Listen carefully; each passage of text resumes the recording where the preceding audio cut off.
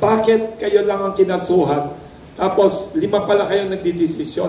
So, sa nangyaring ganyan, may legal remedies pa kayo na parang unfair to? Bakit kayo lang ang tinatamaan ng suspension, 5 pala kayo ang nagdidesisyon? Anong legal remedies o steps ninyo bilang abogado, bilang chairman? Kami po, nirerespeto namin yung proseso nirerespeto ko yung proseso sa ombudsman. So, nag-file nga po kami ng motion for reconsideration kasi baka po itong mga impormasyon na to, hindi na iparating sa ombudsman. Kaya po, ganun yung naging desisyon dun sa suspension. Ngayon pong hinain namin yun, sana po i-consider ng ombudsman itong mga development na ito para mapakitang hindi kailangan na ng suspension kasi nga po tapos na po yung kaso.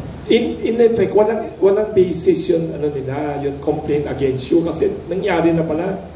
May decision na. Yun po sana yung gusto naming ipaliwanag. Siyempre po, depende naman po yung magiging evaluation ng ombudsman sa sarili po niyong pag-aaral. May tawag ba dyan? Ang tawag dyan yung parang harassment ba yan? Or nuisance case ba yan? Sorry, wala kaming alam, di ako lawyer.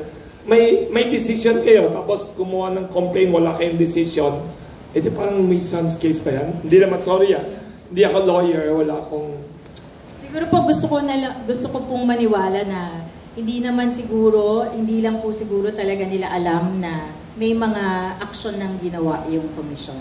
Kaya po, may lesson din po nga ako dito. Yun nga pong dapat mas bibo kami sa pagiging transparent sa mga desisyon namin.